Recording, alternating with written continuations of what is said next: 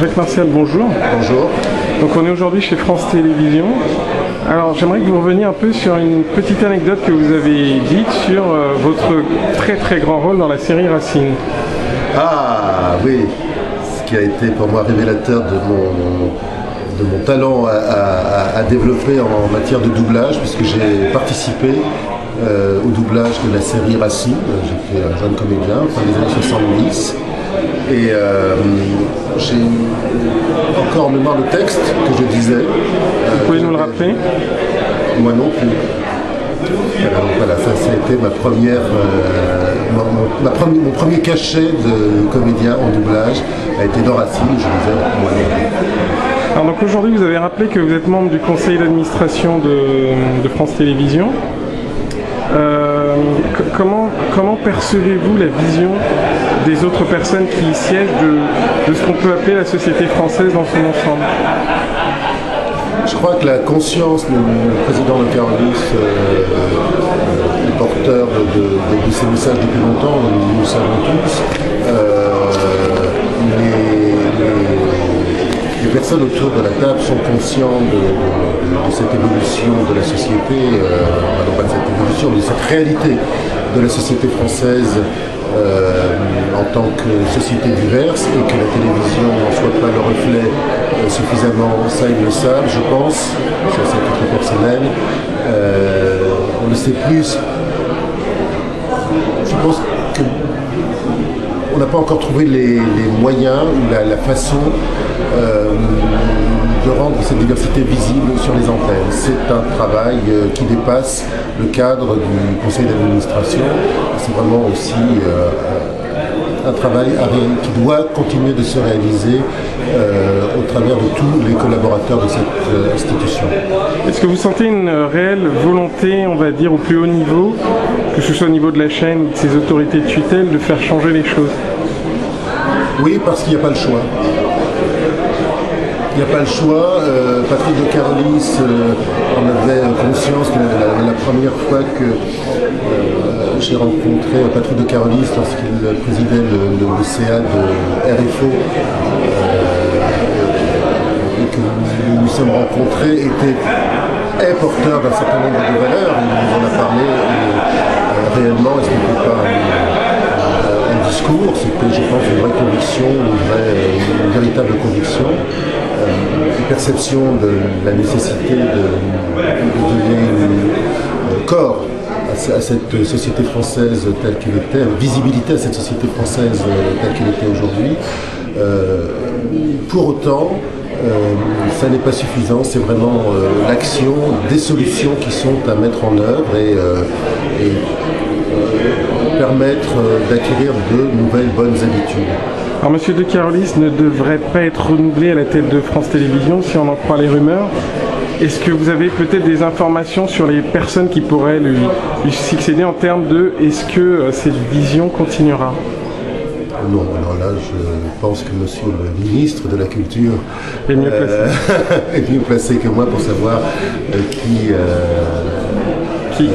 d'une part à qui il pense, mais d'autre part que ces questions de diversité culturelle seront une des priorités, en tout cas au cœur de la mission de service public de France Télévisions.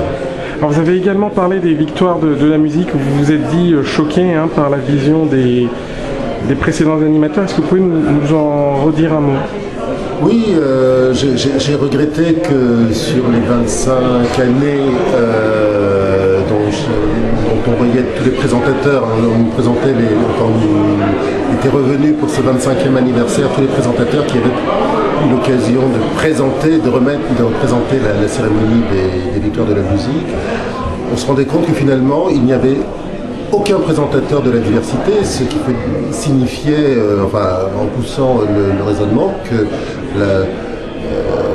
puisqu'il n'y en avait pas eu et que même pour le 25e anniversaire, il n'y avait aucun présentateur issu de la diversité culturelle, ça signifiait vraisemblablement que pour la 26e année, il n'y aurait toujours pas de présentateurs issus de la diversité et que dans 25 ans, donc après 50 ans, si on continue comme ça, il n'y en aura toujours pas puisqu'il n'étaient là que ceux qui avaient déjà présenté la cérémonie. Donc c'est totalement désolant. Alors, deux choses pour finir. Vous, à la tête de la Villette, vous avez peut-être un premier bilan de votre action. Est-ce que vous estimez avoir je dirais les coups des franges pour faire des propositions, pour faire évoluer les choses? Oui, bien sûr, j'ai les coups des franges, je me bats pour conserver les coups des franges, pour que mon conseil d'administration me garde sa confiance et mes collaborateurs aussi, puisque nous travaillons ensemble. Et le projet que je porte et que j'ai développé, qui a commencé concrètement, réellement en 2008, puisque 2007 était déjà programmé quand je suis arrivé, et puis surtout la grandeur était fermée. Mais depuis 2008, la diversité culturelle est maintenant au cœur de nos réflexions et au cœur de la promotion de la diversité culturelle et de la diversité des expressions de la culture sont vraiment le cœur de notre action.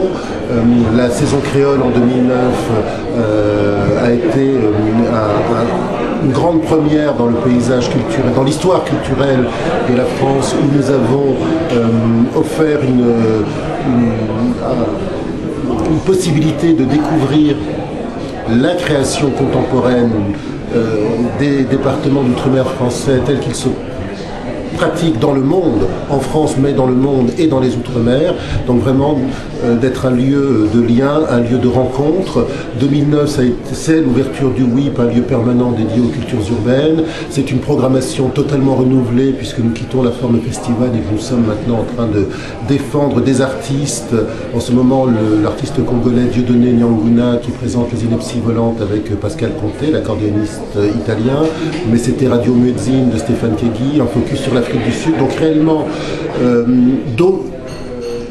vers d'autres mondes, vers le monde, ouverture sur le monde, à l'image de cette Villette qui est ouverte sur son environnement, puisqu'il n'y a pas de barrière à la Villette et que nous sommes le seul parc parisien ouvert 24 heures par jour. Alors oui, je crois avoir les coups des franches et en tout cas,